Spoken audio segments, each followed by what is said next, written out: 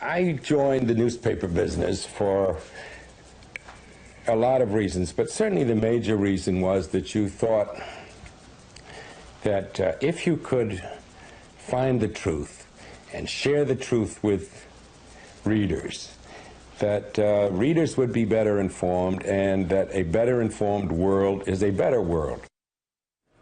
Benjamin Cranenfield Bradlee, arguably the most consequential and certainly the most charismatic American newspaper editor of the modern age, died last night at the age of 93. The blockbuster stories that Bradlee published in the 1970s on Watergate and the Pentagon Papers made him justly famous, but his elevation of the Washington Post to preeminence in political coverage was among his greatest career-long achievements. Here to talk with us about that today is one of the storied political reporters whom Bradlee nurtured, our friend Dan Balz. Dan, tell us about the first time you met Ben Bradlee.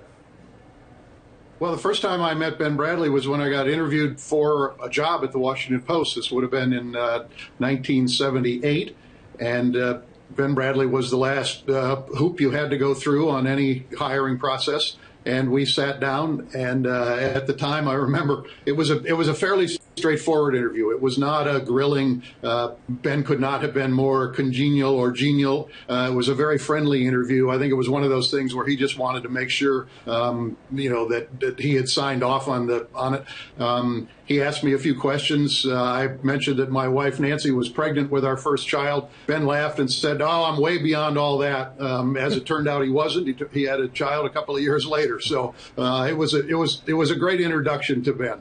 So obviously part of what happened with the Grahams and Ben Bradlee was building up a foreign coverage, the style section. He did lots, the op-ed page, but political coverage has been a huge part of the paper. What was Ben Bradlee's attitude towards covering Washington government and presidential campaigns and elections?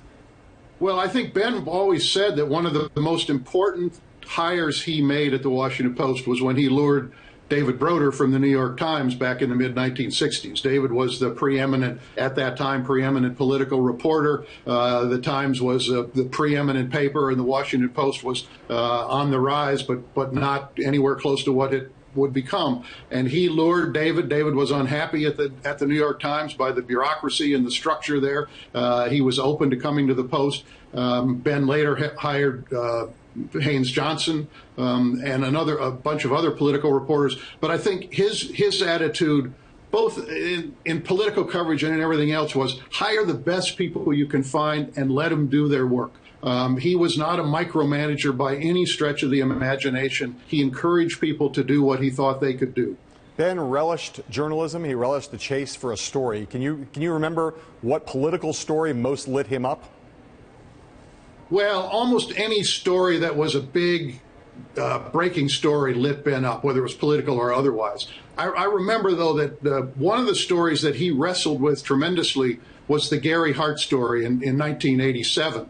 When the Miami Herald had published the story about Donna Rice, and then there was that week of pursuit of Gary Hart, and Paul Taylor, our lead political reporter at the time, asking Hart some very, very pointed questions. I remember being in Ben's office the morning after that press conference. We had new information about another relationship that Gary Hart had had.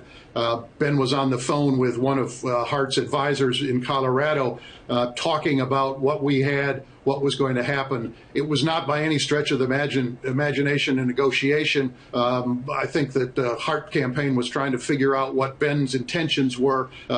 Everything ended by the fact that Hart decided to get out of the race as all of this was happening. But I remember Ben always had this feeling that in kind of the older way, that private behavior that was private was not the public's concern. If private behavior that was bad spilled into public life, then it was certainly a concern. And I think that the Gary Hart story was one in which, a lot of barriers were broken, and I think Ben wrestled with that tremendously.